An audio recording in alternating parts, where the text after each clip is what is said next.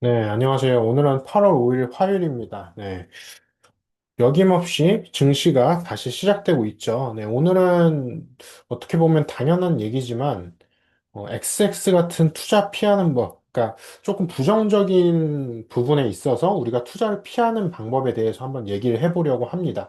사실 이 부분은 제 자신한테도 좀 하려고 하는 얘기인데, 투자를 계속해서 어떻게 보면 지금처럼 미국 증시가 좋은 상황에서 투자를 하다 보면은 어떤 투자를 좀 성급하게 하는 경우들이 생깁니다.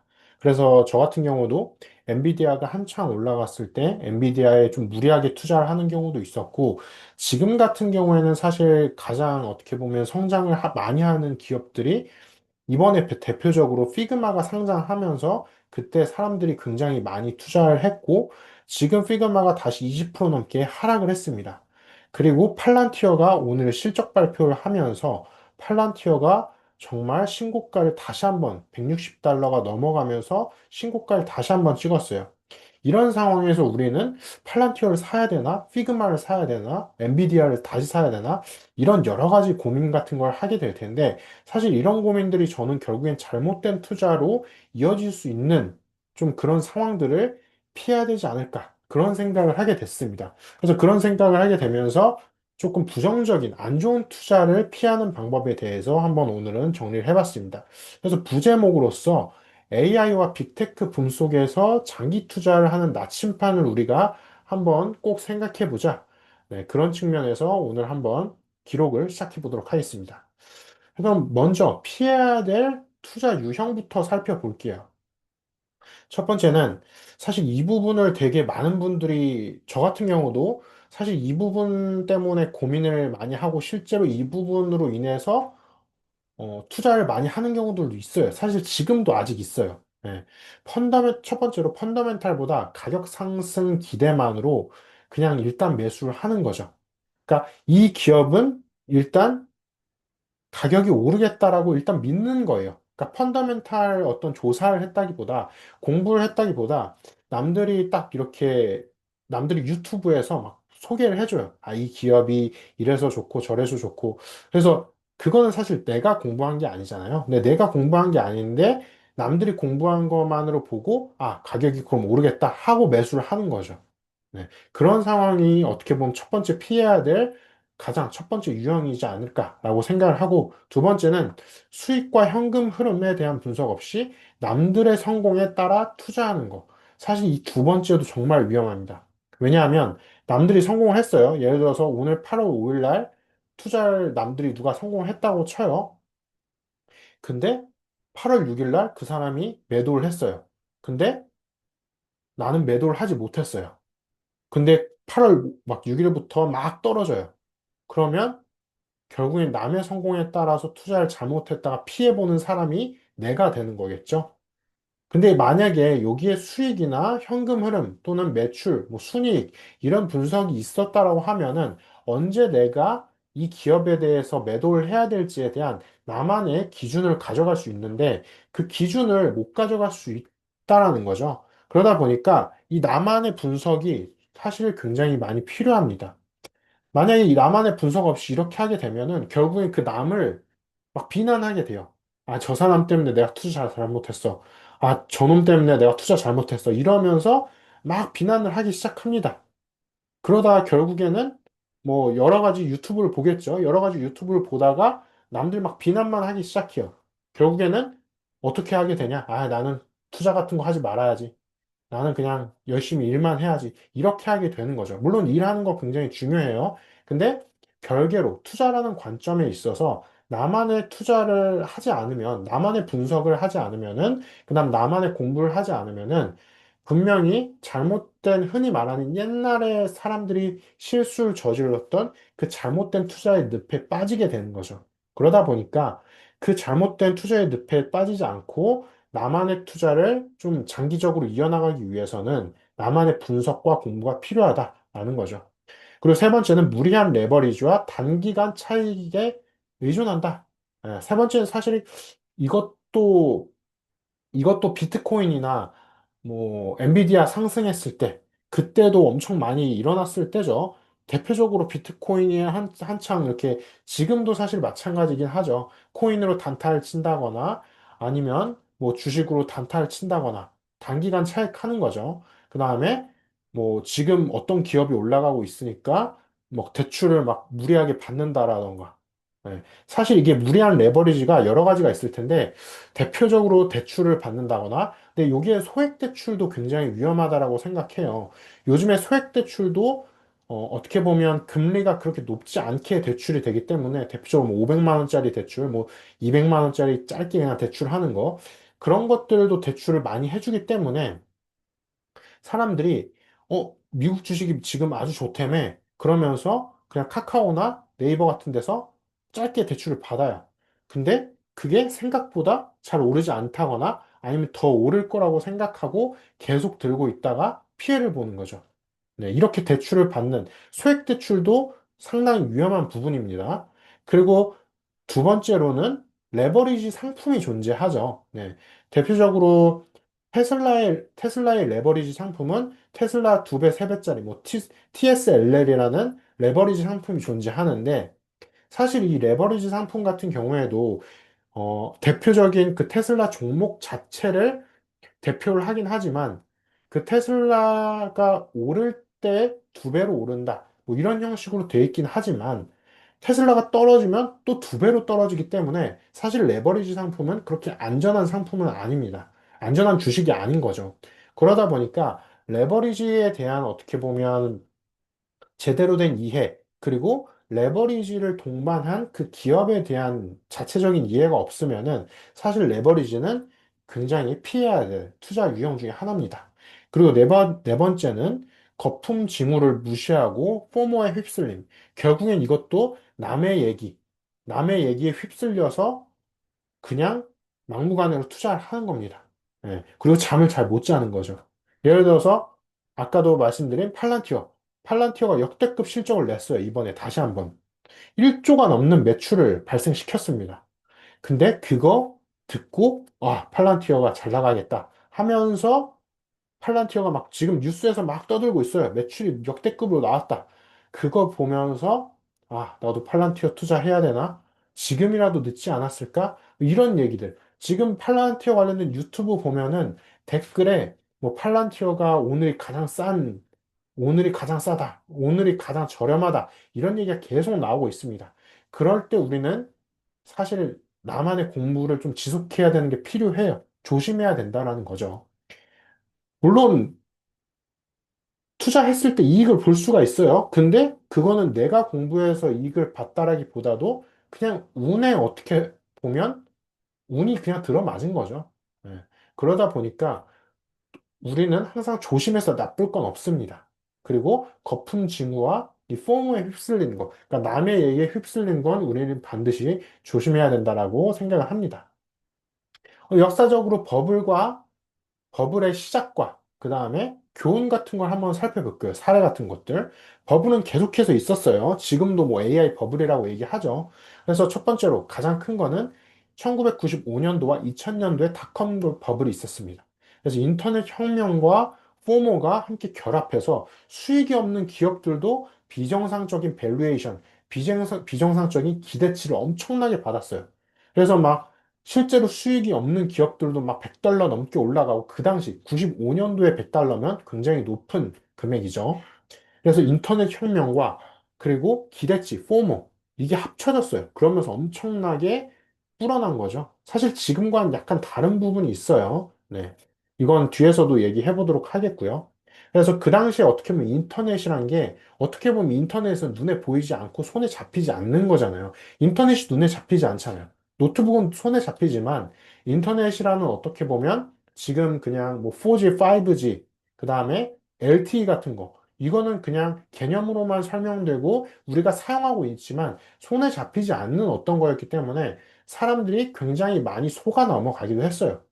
인터넷이라는 것이 새로 개발됐는데 그게 앞으로 미래의 뭐 신세대 혁명이 될 것이다. 이런 얘기들이 계속해서 어떻게 보면 불어남에 따라서 어떻게 보면 흔히 말하는 그냥 수익이 없는 회사들. 네.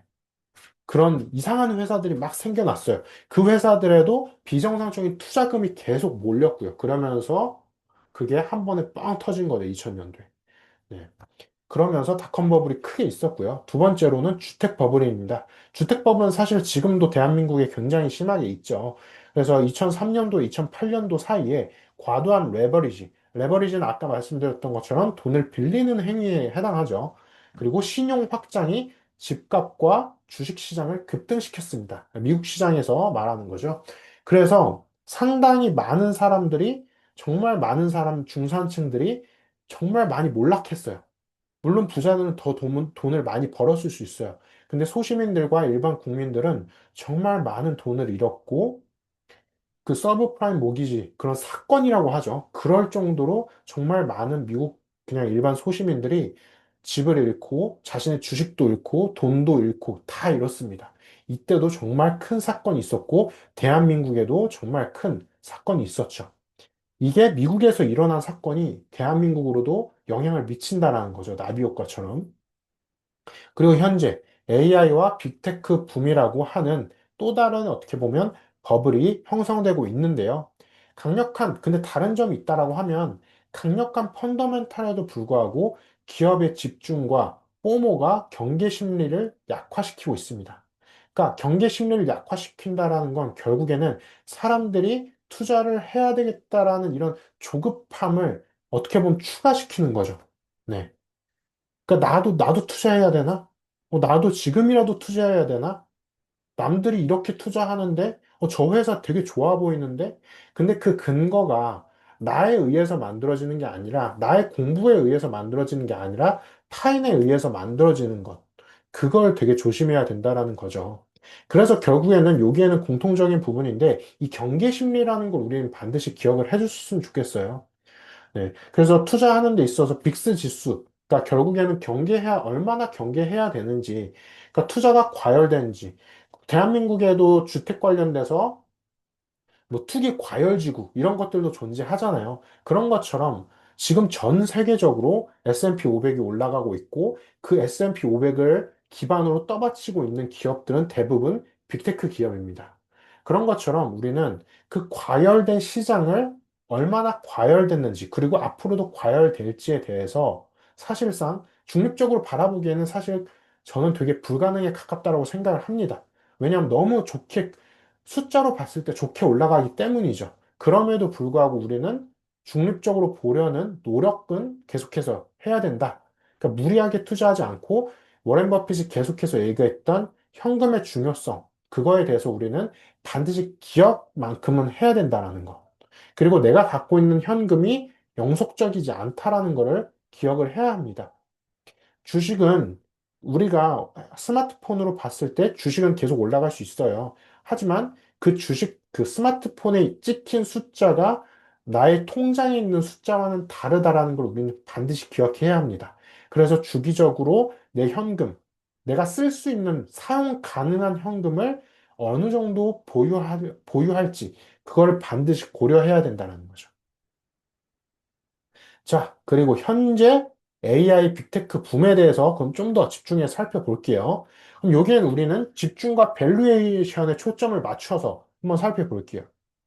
일단 이 그래프를 통해서 설명을 들어보면은 이 테크 비중과 자, 2000년도와 2020년, 25년도가 과거의 닷컴 버블 시대와 지금 AI 시대를 한번 비교를 해볼게요. 자, 테크 비중과 탑 10 기업들의 비중들을 살펴보면은 이 비중이 역대 최대 수준이에요. 그러니까 2025년도가 지금 밸류에이션이 역대 최고 수준이라는 거죠. 기대치가 역대 최고 수준이라는 거예요. 2000년도부터 쭉 올라간 거예요. 근데 밸류에이션을 볼게요. 밸류에이션은 2000년도보다 앞에 말씀드린 건 비중이고, 자, P2로 된 거는 밸류에이션이에요. 테크 비중이 지금 2000년도와 2025년도, 그리고 탑 10 비중은 2000년도와 2025년도. 자, 비슷했어요. 2000년도와 2025년도가. 근데 탑 10 비중은 지금, 자, S&P 500에서 탑 10 기업들, 한번 생각해 보시면은 뭐 1위는 엔비디아, 2위는 마이크로소프트, 뭐 3위 뭐 아마존, 구글 대부분 테크 기업이죠. 그런 것처럼 탑 10의 지금 S&P 500에서 탑 10의 비중이 역대급으로 지금 최고 수준이에요. 근데 밸류에이션은 2000년대보다 지금 낮아요. 테크에 대한 밸류에이션이. 근데 역사적인 평균보단 높다라는 거죠. 네. 그러니까 밸류에이션은 지금 좀 낮아요. 그러니까 이것 때문에 이 닷컴 버블 때보다는 테크의 밸류에이션이 상대적으로 낮아요. 이것 때문에 사람들이 지금 닷컴 버블 때는 밸류에이션이 50%나 됐어요. 50 정도나 됐어요. 근데 지금은 한 30 정도 가까이 되죠. 그러니까 기대치가 2000년대보다 상대적으로 낮다라는 거죠. 그러다 보니까 상대적으로 밸류에이션이 닷컴 버블 때보다 낮기 때문에 지금은 어느 정도 안정권이다라고 얘기를 하는 분들도 계세요. 그리고 시장의 절반 가까이를 단 몇 개의 빅테크 기업이 다 차지하고 있습니다. 자, 나스닥, S&P 500 기업들을 한번 생각을 해보면 S&P 500과 나스닥을 생각을 해보면 지금 2000년도에는 기대치가 70이나 됐어요. 그러니까 버블이 엄청 심했던 거죠. 근데 지금은 나스닥이 한 30 정도 가까이 되는 거죠. 네. 그러니까 이런 것처럼 지금 과거 2000년도 닷컴 버블에 비해서는 상대적으로 버블이 높지는 않아요. 근데 그건 상대적인 거고, 현재로서 기준만 생각을 해보면, 지금 1위부터 10위까지 빅테크 기업들이 차지하는 비중이 사실 90% 이상이에요. 그 정도로 굉장히 빅테크에 대한 비중, 이 집중도가 굉장히 높다라는 거죠. 자, 그럼 여기에서 펀더멘탈 vs 포모를 생각을 해볼게요. 그러니까 펀더멘탈 갖고 우리를 투자해야 될까? 또는 이 포모, 지금 한쪽으로 쏠림 현상, 남들이 투자하고 막 성장을 엄청 하고 있다는 이 소문, 이런 것들, 이런 것들에 대해서 우리가 투자할 때 굉장히 고민을 많이 할 거예요. 그래서 이걸 한번 생각을 해보면 S&P 500, S&P 500의 2025년도 EPS 성장 예상치는 13.6%예요. 2024년도보다 높아요. 2024년도는 10% 정도 됐는데 지금 3.6% 정도 더 올랐어요. 빅테크 같은 경우에는 높은 마진과 꾸준한 매출 성장으로 23 정도 지금 되네요. EPS 성장 예상치가 엄청 높아요. 그러니까 이것만 봐도 S&P 500에서 빅테크 기업이 차지하는 비율, 그리고 성장 관련된 차지하는 비율이 굉장히 높다라는 거죠. 근데 이게 단순히 뽕만으로 높인 게 아니라는 거예요. 마진이 계속해서 나오고, 왜냐하면, 그냥 이거는 이렇게 생각을 해볼게요. 소프트웨어 같은 경우에는 아까 말씀드렸던 것처럼 눈에 보이지 않잖아요.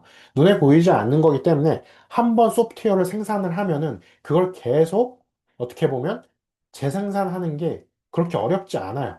그냥 똑같은 마이크로소프트 OS를 만들어 놓고 그거를 그냥 여러 기업한테 동시다발적으로 오늘 하루 만에 다 판매할 수 있어요.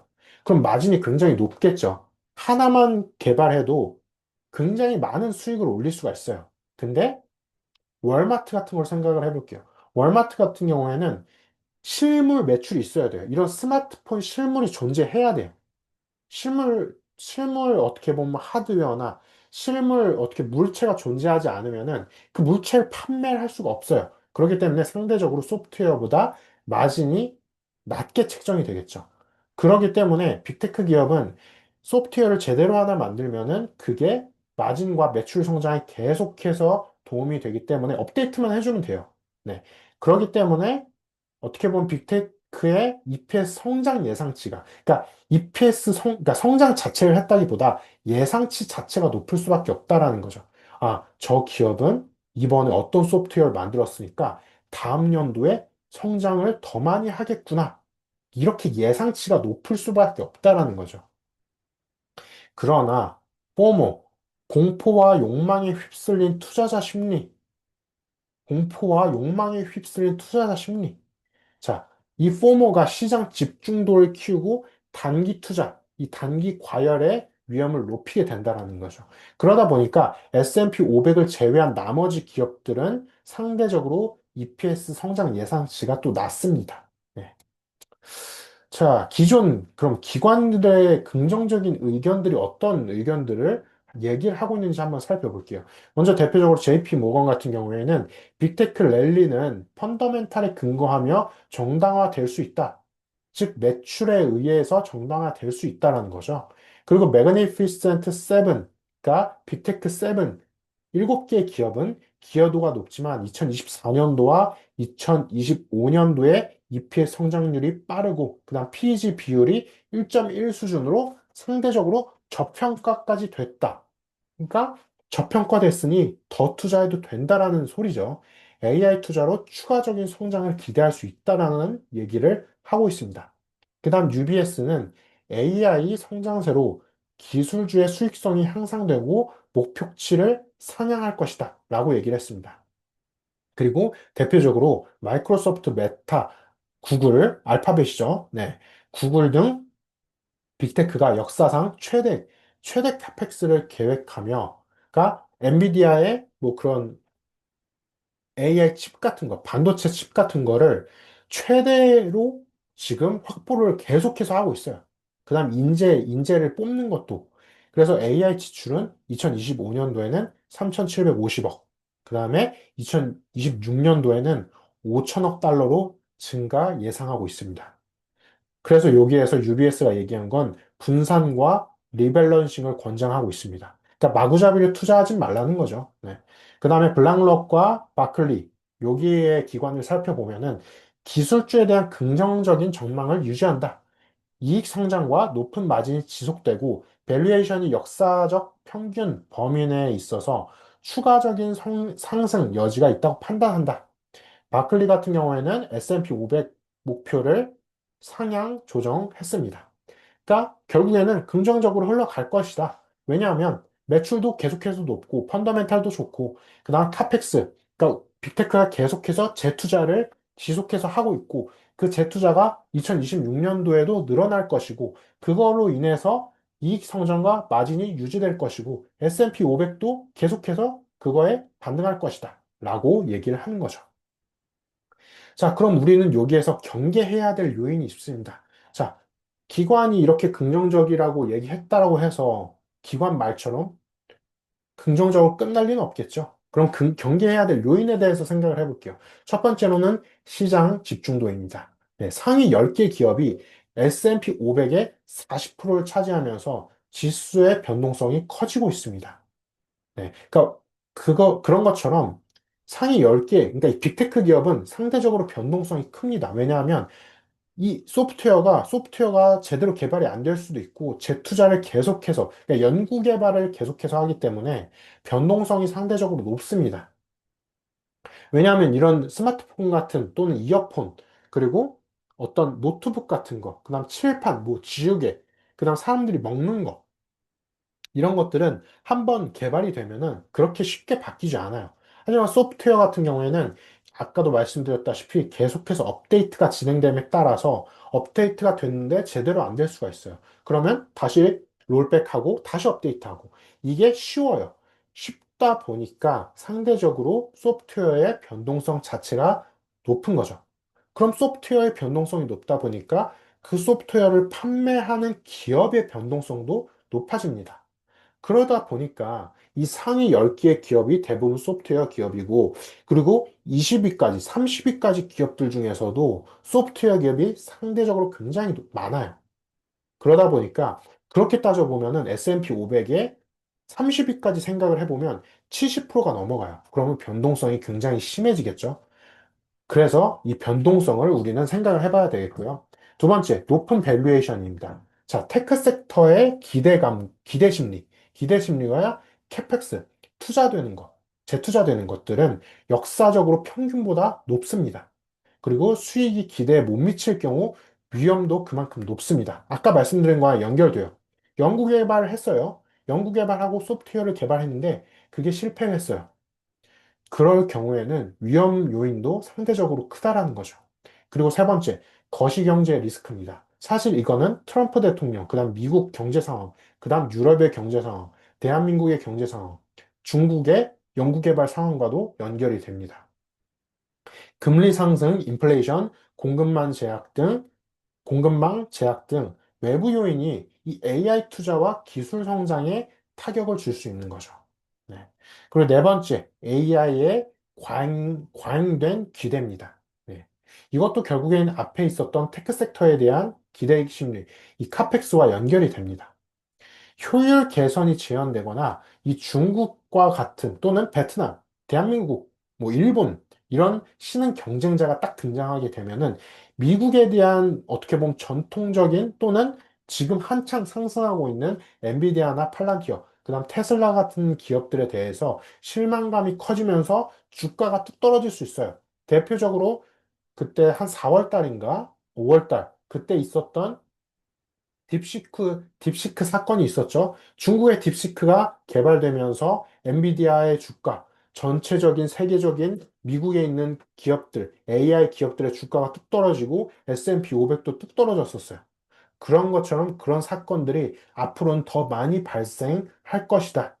그렇기 때문에 지금 주가가 미국의 주가가 오른다라고 해서 무작정 투자를 하기보다 AI에 대한 과잉 기대, 그러니까 신흥 경쟁자가 분명히 나타날 수 있다. 그때 어떻게 대처를 해야 될 것인지에 대한 우리가 생각을 해야 된다.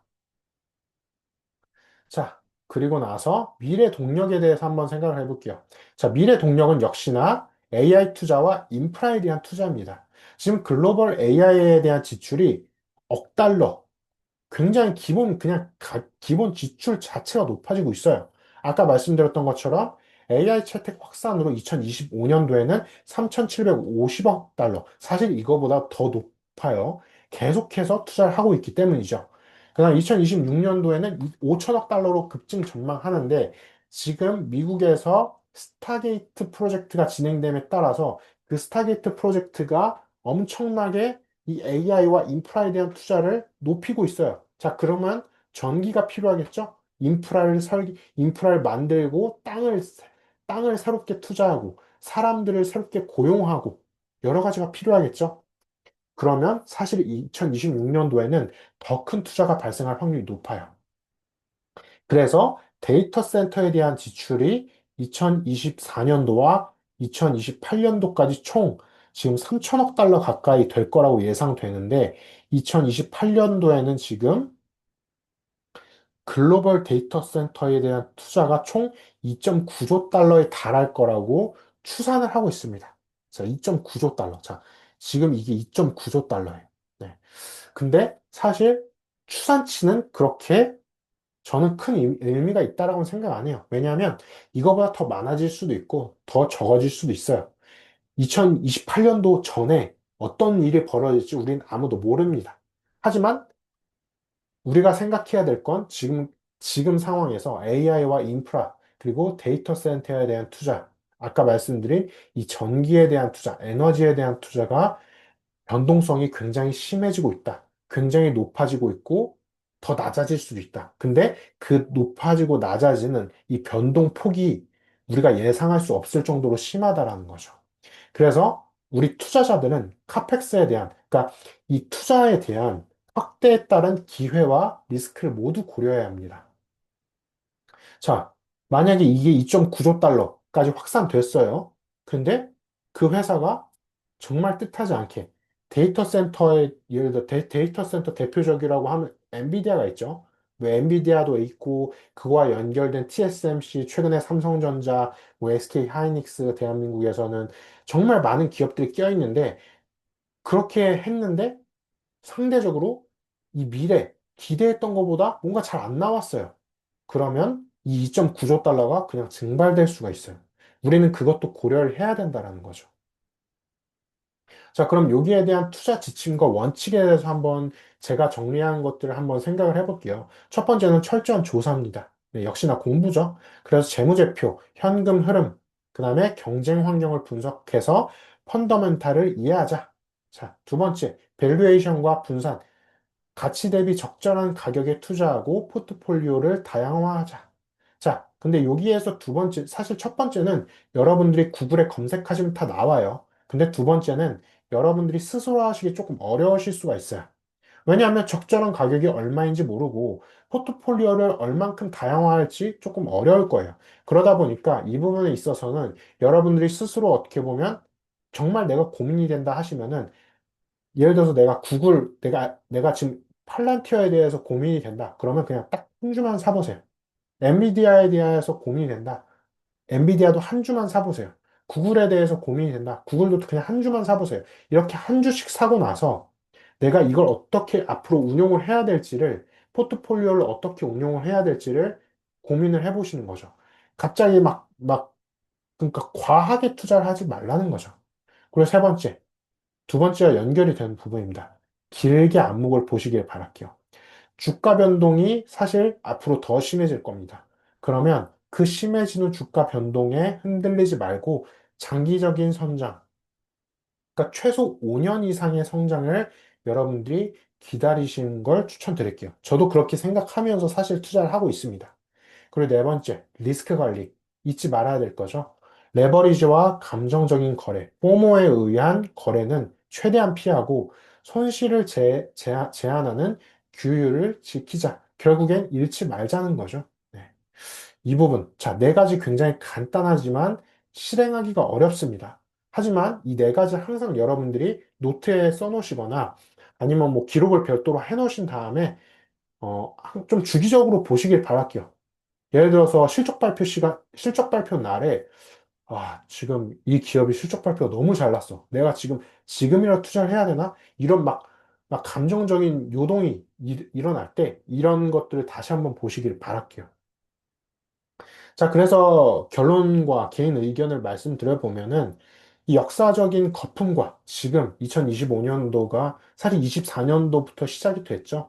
역사적인 거품과 현재 AI 붐의 공통점은 포모, 이 감정적인 것과 높은 집중도이며 펀더멘탈이 약한 자산을 비싸게 사는 것은 위험합니다. 펀더멘탈을 여러분들이 확인하시기 위해서는 그 기업에 대해서 구글에다가 땡땡땡 주가 뭐 이렇게 검색을 해보세요. 예를 들어서 팔란티어 주가, 엔비디아 주가, 그러면 펀더멘탈, 현금 흐름에 대해서 대략적으로 여러분들이 보실 수가 있습니다. 그러나 빅테크의 경우에는 높은 이익 성장과 강력한 현금 흐름이 현재 근본을 지탱하고 있기 때문에 합리적 가치에서 기회가 존재합니다. 네. 하지만 이것도 첫 번째, 펀더멘탈을 반드시 확인해야 된다는 거 생각을 해주시길 바라겠고요. 자, 마지막으로 장기적인 경제적인 자유를 위해서 유행을 쫓지 말고 혁신 기업의 가치를 제대로 평가하면서 여러분들이 꾸준히 좀 투자를 하셔야 돼요. 여기에서 투자를 한다라는 거는 하루에 한 번씩 뭐 기업의 그 증시를 보면서 여러분들이 막 흥분하시기보다도 매일매일 투자에 대한 공부를 하시는 거죠. 네. 펀더멘탈에 대한 거. 사실 뭐 매일매일 하시기보다도 일주일에 한 번만 하셔도 여러분들이 투자를 공부를 하시기 굉장히 어려우실 수도 있어요. 왜냐하면 그 펀더멘탈에 대해서 현금 흐름이나 그 다음에 현재 R&D에 대한 흐름, 그런 것까지 일일이 파악하기 어렵기 때문이죠. 그리고 뉴스는 거의 매일매일 쏟아지고 있고요. 근데 그 쏟아진 뉴스들이 대부분 비슷합니다. 흐름이. 부정적인 거거나 긍정적인 거거나. 근데 그 부정적인 거나 긍정적인 걸 여러분들이 매일매일 쫓아가면서 내가 투자를 매일매일 해야 될지 말아야 될지를 고민할 필요는 없다라는 거죠. 일주일에 한 번 공부하시거나 한 달에 한 번 공부를 하시거나 이렇게 조금 장기적으로 공부 기간을 가져가면서 투자하는 여러분들이 실제로 매수하는 그것도 여러분들이 매수하는 기간도 길게 가져가셔야 된다는 거죠. 그래서 저 같은 경우도 AI와 빅테크의 잠재력은 인정합니다. 왜냐하면 저 같은 경우에도 AI와 데이터 분석 이쪽 분야에 계속해서 어떻게 보면 일을 하고 있기 때문이죠. 데이터 분석가, 그냥 개발자로 계속해서 일을 해왔기 때문에 저도 스스로 어떻게 보면 자만심을 갖고 있을 수 있어요. 그렇기 때문에 저는 더더욱 조심합니다. 내가 잘 알고 있는 분야이기 때문에 내가 투자를 잘할 거다. 그렇게 이어질 수 있기 때문이죠. 그래서 저도 항상 잠재력은 인정하지만 적절한 가격에 분산 투자하면서 수익과 현금 흐름을 여유 있게 좀 가져가려고 해요. 대표적으로 저도 현금을 최소한 제 전체 자산에서 10% 이상은 항상 보유하고 있으려고 합니다. 네.